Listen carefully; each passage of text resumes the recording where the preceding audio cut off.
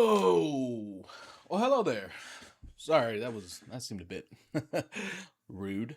Um, sorry, just had to stretch there. It's been a while. Um, I don't know the rest of that song. I don't even know who made that song. TBH. Welcome back to the Burke Armory. By the time you're seeing this, there's actually going to be 2 episodes posted this week, but the kicker is you don't know which is going to be the first episode. I don't even know. I mean, I truly do know which one's going to be first, but you won't know until you watch the video. So stay tuned this week to see which video comes out first. But for this video, remember back in the 100 subscriber video, which I'll post somewhere on here, probably like right there, or maybe kind of right, if I can figure out where my finger is, here.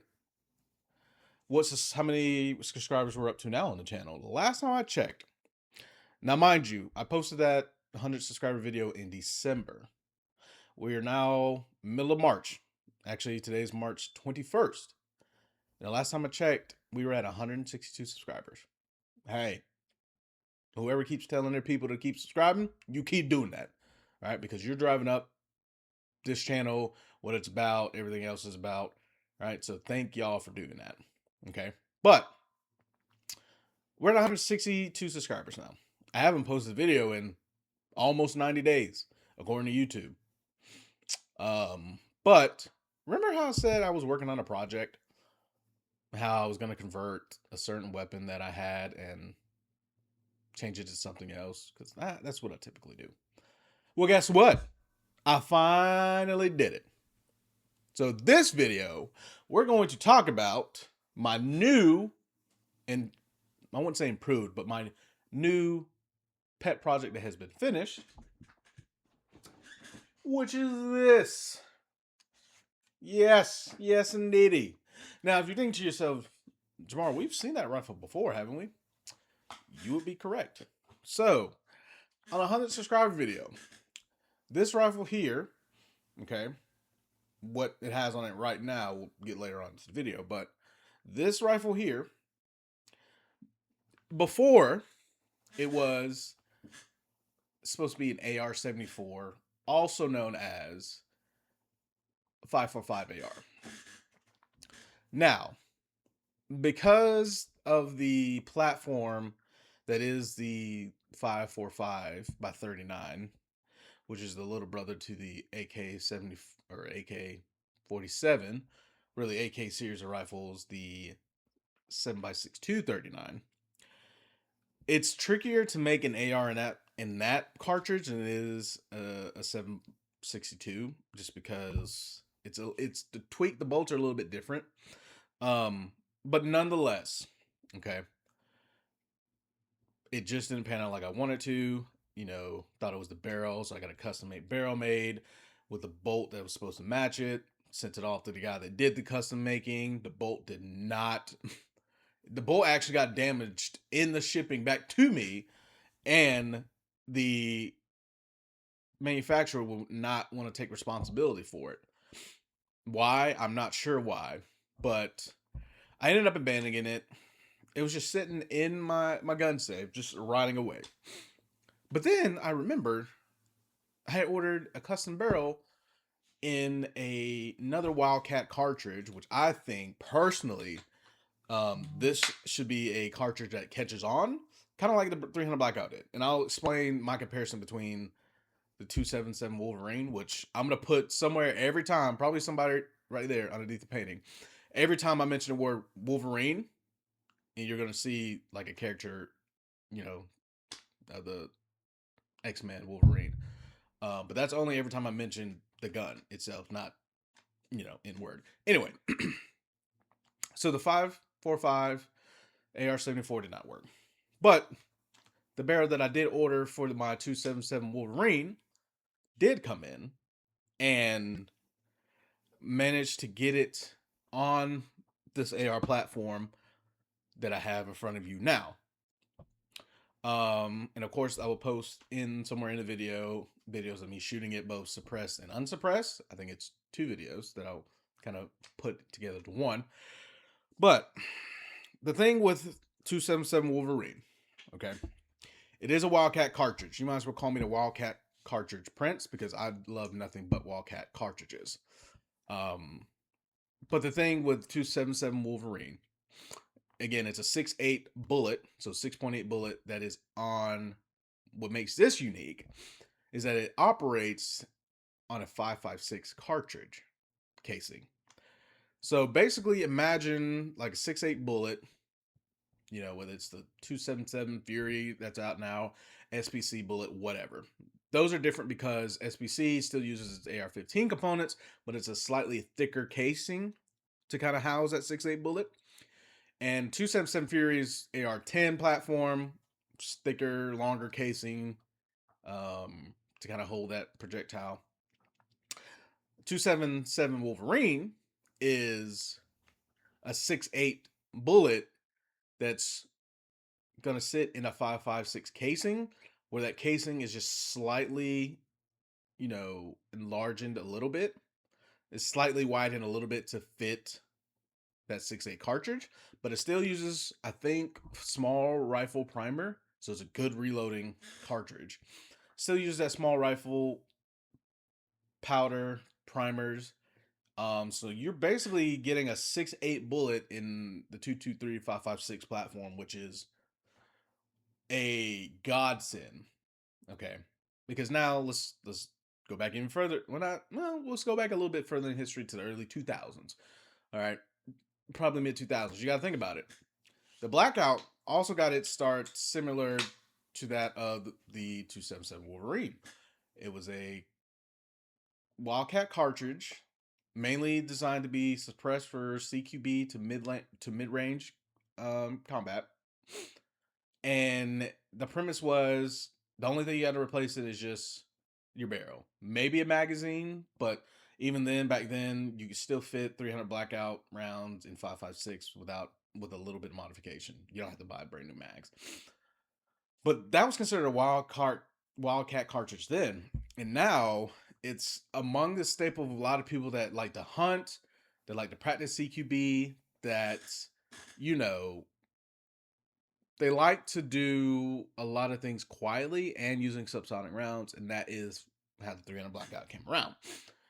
It took a while for it to gain popularity. I remember it was still kind of in its infancy, in like the mid 2010s. Not a lot of people were making 300 Blackout just because it was still kind of in its infancy, even though it had been developed like in the mid to early 2000s. At least the concept was.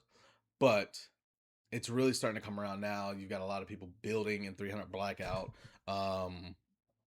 It's just become one of those more popular cartridges, especially for suppressed. Now you have like the 338 Arc. That is, I think, is the cousin, one of the distant cousins, probably the first cousin of the 300 Blackout. And then you got the 8.6 Blackout. That's a bigger brother.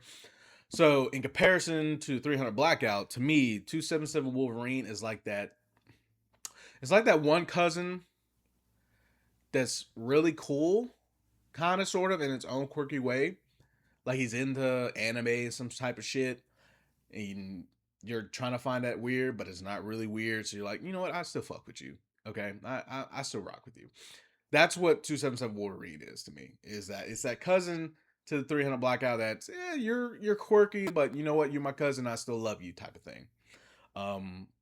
So with the 277 Wolverine, it's a 6.8 bullet, so it can range from grain weight anywhere from like 85 all the way up to 110, even 115. What I have, and shout out to the guys at Druid Hill Armory.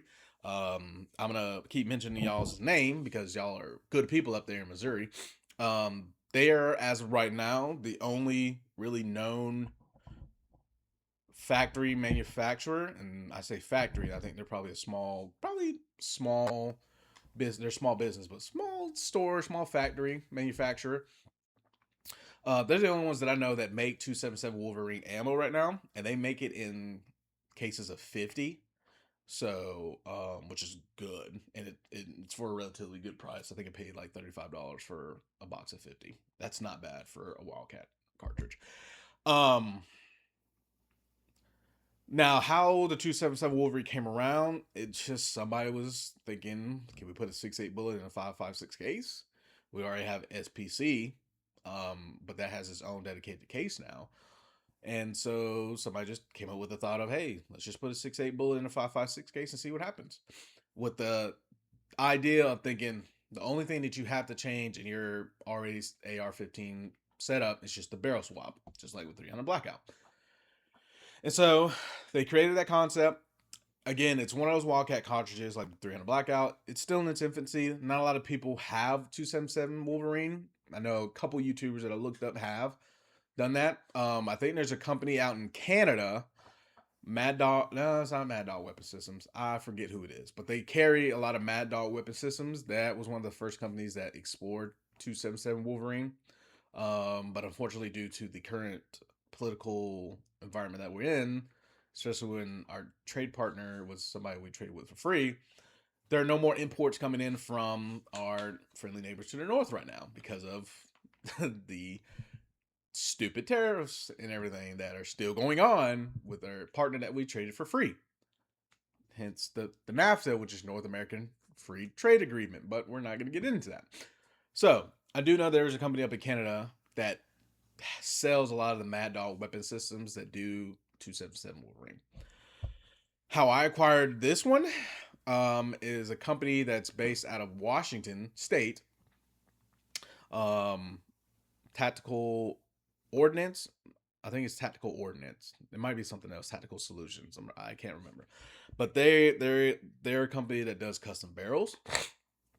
And so they made me a 16-inch stainless steel. I think it's a heavy barrel, heavy contour barrel, so that way accuracy isn't. I like to be an accurate guy, so accuracy isn't sacrificed with this rifle. It's a 16-inch, so it's also legal. So in comparison to like 5.56 with a 90 grain pill going down, it's definitely, because of the small rifle primers and powder, is gonna travel further because it doesn't use bigger primer. Let me rephrase that. Compared to 6.8, where 6.8 SBC is good to out to 300, 277 Wolverine is good to out to about 4, maybe 5 if you really stretch it. And I think it's because it's a less primer, or less powder, smaller primer, so it takes up that less room, and you're still pushing out a 6.8 pill out to distances around 5.56. Unlike 277 Fury, it's still a 6.8 cartridge, and it's gonna push that 6.8 round out to, they say, 1,000 yards. I think it's more like 700 yards. And SPC was designed to, it was an intermediate cartridge basically. So yes, 277 Wolverine. Now here's how I set up the 277 Wolverine. Now if you notice, okay, again, everything on this rifle is pretty much the same as it was on the AR-74.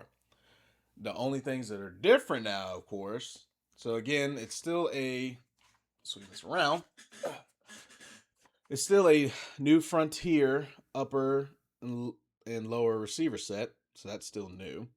It still has the B5 system stock and pistol grip, okay, so that's still there, as well as the BCM. This is a 15-inch key mod.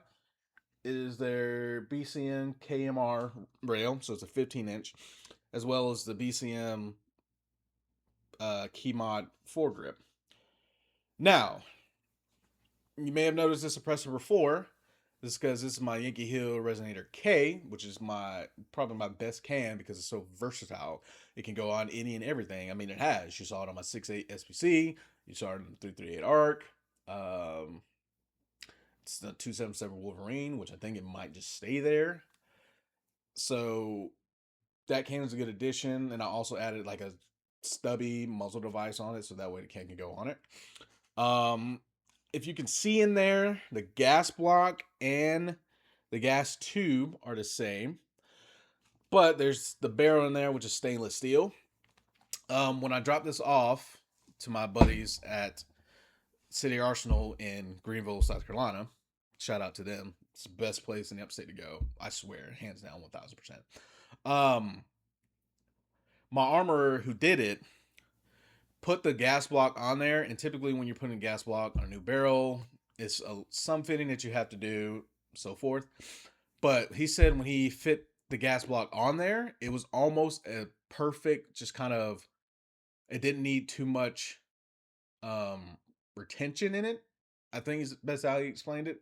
Basically, he didn't have to finagle with it too much to kind of get the block to seat in there, because it was, the threading was like almost perfect to the thousandth. That it was just like, whoa, he's never seen that before. And it translates because the gas is regulated in it and everything else. So there's that with the 277 Wolverine. Going back to the accessories of it, all right, as you can see, I've added a Vortex. This is their Triumph red dot sight. It's sitting on their riser there. Vortex, to me, is a very good optics company. Their Spark, they have a lot of great optics, especially their holographic, their UH1. I strive to want to get that one day and putting it on. Probably, I don't know, God knows what I'll put it on. I'll find something to put it on. And then I've got some backup irons. These are ones that I got off PSA. So slide that forward, slide that forward, and then they're just boom, boom, respectively. And then that's obviously I had to get a new BCG, so that's the thing too. Well, you can still use 556 BCG, but this one I got off of AR15discounts.com. I think it's their premium line of a BCG that I got for a decent price. And then I've got a, you can tell, it is a Warhammer. Oh God, there we go. Charging handle. I was debating between this or another Radian, but I've kind of done a comparison between the two. For what I was going for, the Warhammer charging handle was a good fit to do. So that's why I went with it. And like I said, I'll put in the video just kind of how it all went down. The function test and then suppressor test and so forth. And then at some point, I'm gonna really run this gun to see how well it performs. Now, the only hiccup I had with this, and I think I need to ask my armor about this, which is somewhat normal on some guns. It shouldn't be a normal thing, but even it might just probably need to be a cleaning type of issue. But after I fired 2 5-round mags, the bolt did not hold open for either one. Which I've had that happen another time before, and that was when I had a staccato that hadn't been cleaned in a while. Took it apart and cleaned it, shot it, and then it held bolt open. So I think it just might be, again, this is brand new. This bolt was lubed down, so definitely needs a wipe down. So it's just one of those things where maybe just needs a little cleaning there. But then after that, the bolt should be able to hold back open. I mean, it's a carbine buffer tube on the back, so there's no problem. It doesn't have a problem ejecting and loading in a new round. So did not experience that at all. So I think it's just one of those things where the bolt didn't hold open. Then just probably got to do a little clean to it. But yeah, this is it. This is the 277 Wolverine. If somebody wants to put a counter on how many times I said 277 Wolverine, then by all means count it. But if not, hey, it is what it is. So yeah, this has been another episode on the Burke Armory. Thank you guys so much for tuning in. If you haven't done it yet, like this video, subscribe to the channel. Let's get that push to 200 going. We're over halfway there. We're halfway there. I'm not gonna finish the rest of that song, copyright. But we're halfway to 200 subscribers. And that's an incredible feat to me. That's just never happened to me before. I swear, I promise, it's never happened to me before. But you know, we can get that push to 200. I'll put up another poll, see what you guys want me to do. Whether it be like a live stream or something, I don't know. Y'all come up with it. I'll put a poll out there. But yeah, this was the first video this week that's coming out. Again, you don't know if it's going to be the first. You'll just have to stay tuned to find out. But this has been a Burke Armory. I've been Jamar Burke. And like I always say, we'll see you when we see you. Peace. All right, so got my new build in today. It's 277 Wolverine. So there's the ammo there. It's 90 grain jacket and hollow points. I've got 5 loaded up. So this is a test fire for this the first time. Let's shoot it unsuppressed first, make sure it runs smoothly. Chambered, so that's good. Here. All right, and then we're gonna go from there. So here we go. Also, mind y'all, I have not shot in a few months, so we'll see how good I am. All right, that's a little low. Ooh, so far she's accurate.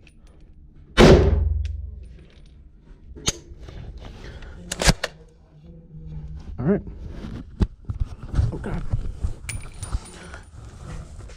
All right.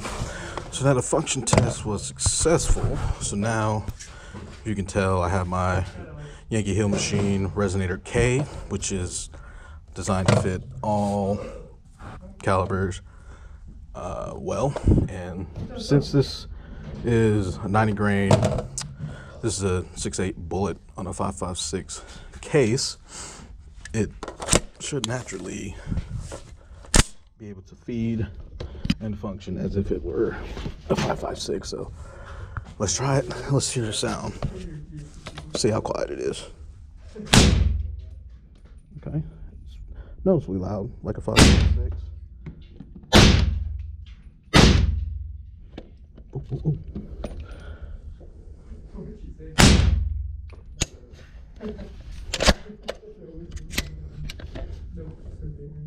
All right, so it's still kind of noticeably loud, kind of like a 22, but other than that, it's fairly quiet. Shooting a 6.8 round down range, so all in all, successful test for this 277 Wolverine.